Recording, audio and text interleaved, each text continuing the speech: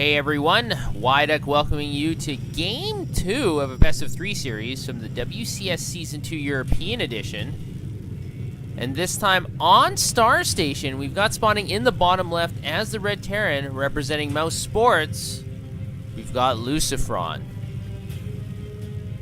And I'll be really interested to see if Lucifron's going to be opening up with that Reaper opening he's so well known for. But first, we'll have to introduce his opponent who won Game 1, spawning in the top right as the Blue Protoss. We've got Duckdeok.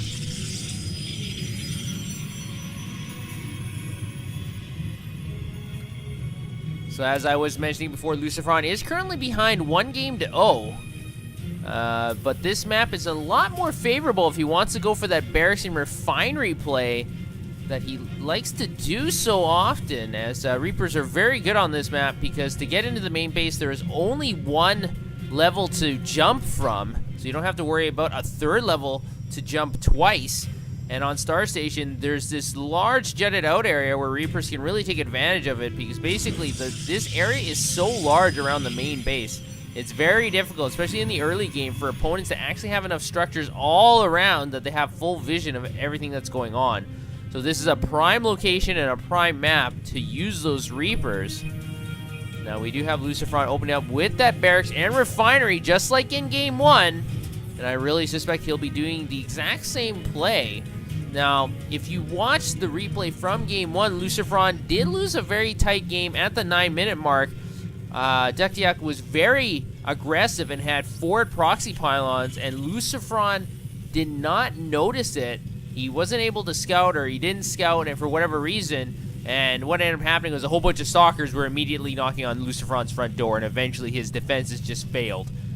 So we'll have to see if something like that is going to happen again. Now, this is very interesting barracks placement from Lucifron. We've got one here at the ramp, and then he put a supply depot here to finish off the wall in. We've also got one here near this jutted out area, and is that to give him extra scouting if his opponent wants to put a proxy pylon here, or possibly a warp prism. I'm not sure, but it looks like he is going to be rallying more and more Reapers directly into Duckdeok's base.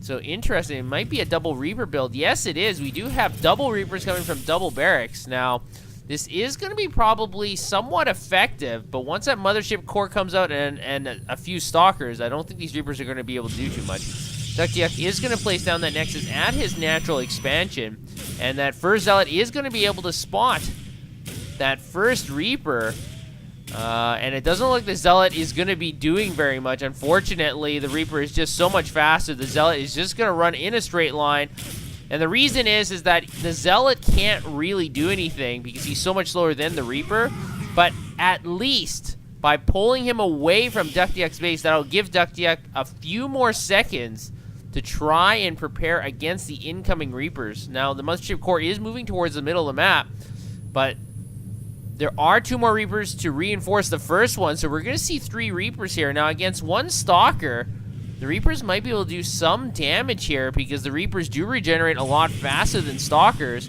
So we'll have to see if Lucifron is going to move forward. Yes, he is going to be firing down on the Stalker. Now, we do have probes pulled off the line, trying to do some additional damage. 1 Reaper is in the red.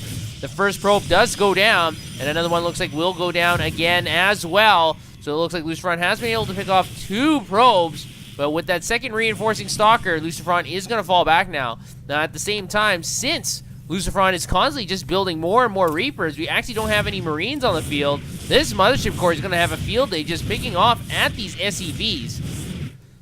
We do have 5 Reapers very close to Duckdeok's base, but like I said, this mothership core already has 1 SEV kill. The Marines are going to try and come in here, but 1 Marine versus 1 mothership core, I don't think the Marine is going to do very well. Mothership core is able to pick off that second Marine and the third one as well, but at the same time, Lucifron's 5 Reapers able to pick off that Stalker, and now all these probes are very, very prone. You've got so many Reapers here, and the probes are trying to buffer that Stalker from additional damage, and it looks like the Reapers are going to retreat, at least temporarily.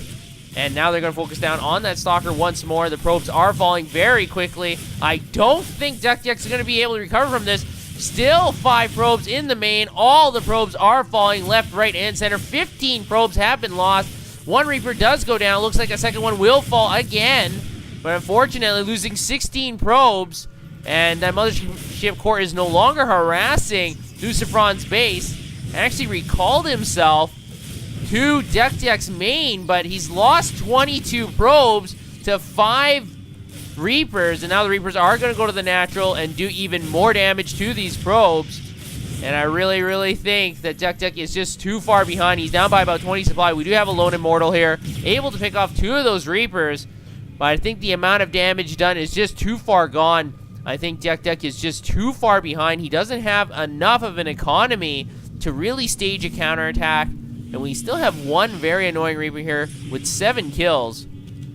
We actually have a scouting SCV moving out across the middle of the map. Mothership Core is going to take some pot shots at it, but the SCV is going to be able to survive. And at the same time, like I said, that lone immortal that picked off 2 Reapers is going to be moving very slowly to Lucifron's side of the map. But we've got 8 Marines here, and the immortal does not look as going to fare very well. We do have a time ward that goes down. The Mothership Core will be focused down. It does blow up into many tiny pieces. Now the immortal is going to try and kite away, able to destroy a few more Marines. And we do have 2 more Stalkers reinforcing this position. The Marines are caught out in no man's land. They are trying to retreat, but they will eventually be destroyed. They are a lot slower than Stalkers. So it looks like Lucifron is going to be bunkering up the entrance to his natural, which is a wise choice. He only has a Marine and a Marauder here. And Duckdeok, unfortunately, he understands he's not going to be able to do too much from this position. And at the same time, this Reaper is still wreaking havoc, claiming 2 more probe kills. So if you take a look at resources lost, Duckdeok was just losing so many probes. And what you don't see here is all the minerals he could have gained during the game if he didn't lose so many probes. So it's not even just 2,700 resources lost. It's also all those potential resources he didn't gain because he lost so many probes. So a very aggressive and quick game once again, except this time from the Terran player Lucifron. I'm really interested to see what will happen in the deciding and final game in this best of 3. Is it going to be a quickie, or is it going to be a lot longer? So let's head over to the final game so we can find out.